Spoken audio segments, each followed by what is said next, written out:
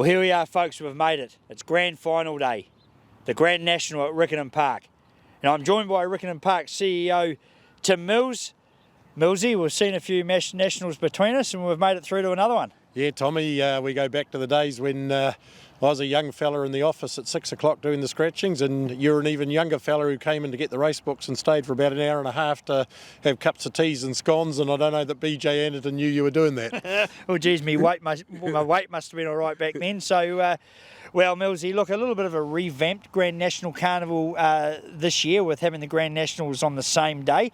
Just talk us through your thoughts around that and the revamping of National Week. Well, it really was to just do everything possible to keep the Grand Nationals going. You know, NZTR has made the decision to dispense with jumps racing in the south other than the Nationals, so we do rely on the circus coming to town.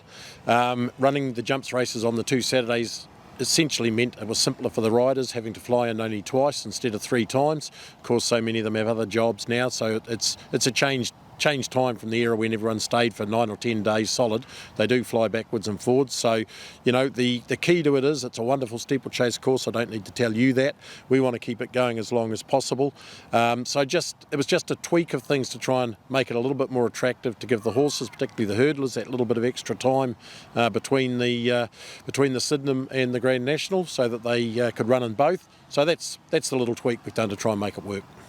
And Riccarton Park itself, over the years, you know, it's developed, and you know, we've got houses all along the back straight now. We can see in the back shop we've even got a couple of cranes, but some things never change, Millsy. There's snow on the Alps and the track's in good condition, and we're ready for another cracking Grand National Day. Oh, we are, Tommy, and look, it's hugely exciting. I think having both the Nationals on the same day is an attractive, and I think it'll work well this year because, of course, last week we had the rugby, which, you know, a lot of people went to the rugby in Dunedin, so they've got no excuse not to come today. We've got some superstars, you know, we've got West Coast, we know how good he is, last year's champion. We've got Happy Star, last year's champion hurdler, coming back to try and win again.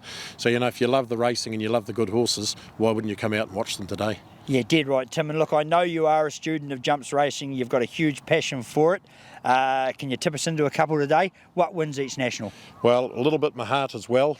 Great man Ron Williamson, part owns, along with his son Henry and their wives, West Coast. Ron's not too well at the moment.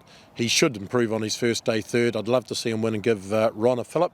And I've got to be particularly vested self-interest. I want Barry the Cash to win the Grand National Hurdles because I've got a small share in that as well with our great mate Mark Olligan. All right, so it's a Mark Olligan double for you, Millsy. I think so, yep. Great man, great trainer. I'm with you. Good on you, mate.